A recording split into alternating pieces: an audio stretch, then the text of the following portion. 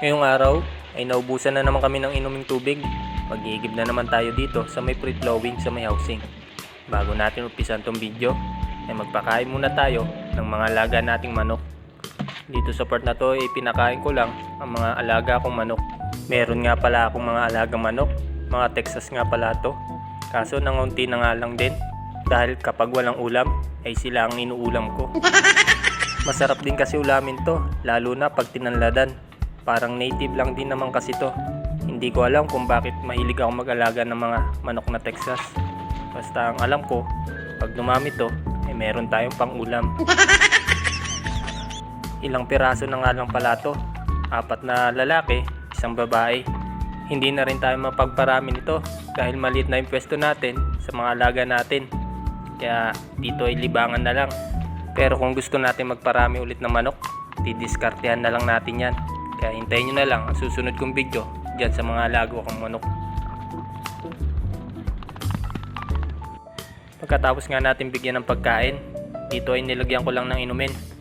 Dahil yung mga yan ay nauuhaw din pagkatapos kumain. Kahit di pa nga sila tapos kumain, ay binigyan ko na ng inumin.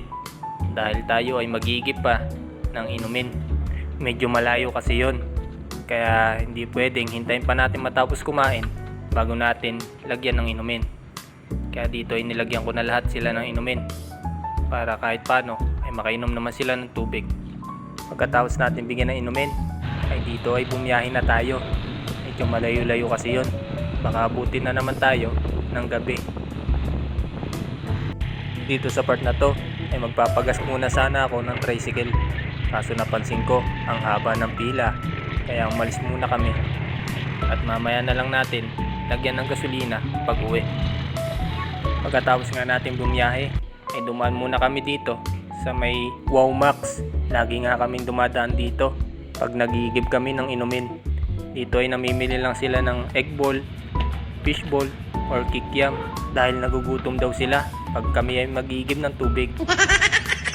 Pagkatapos nga lang ng ilang oras ay lumabas na rin sila. Akala mo naman ang dami-dami nilang binili. Egg ball lang naman na 30 pesos at tag 10 pesos yung dalawang maliit. Andito na nga pala kami sa may free flow. Pansin ko ay naliligo pa yung mga bata. Tuwang-tuwa sila at napakalamig. Kaya habang hinihintay namin silang matapos, ay kinain muna namin tong binili nilang egg ball.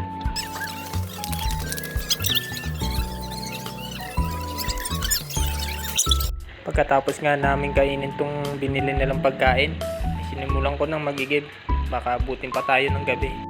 Dito ay inalis ko muna tong medyas ko dahil sigurado ay mababasa to pag nagigib tayo ng inumin.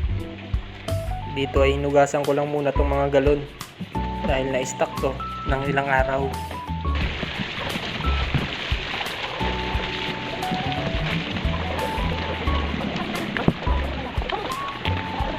Dito ay lumayo ako dahil meron dumating ng mga kabataan. Iinom daw. Hindi lang pansin sa video, pero kung mapapansin nyo, may batang babae na uminom. Pagkatapos nga natin igiban yung mga inumin, dumaan muna tayo dito saglit sa may pangpang o dito sa may tabing dagat. Ang sarap sana maligo, malinis yung dagat at tuwang-tuwa ang mga bata. Kaso hapon na tayo pumunta dito at magigib nga lang sana tayo ng tubig. Babalik na lang tayo kung kailan tayo pwede maligo ng maaga. Mas masarap kasi maligo ng maaga at hindi mo ramdam yung lamig. O hanggang dito muna yung video ko at kami pauwi na. Pakagabihin pa kami pag kami ay nagtagal pa.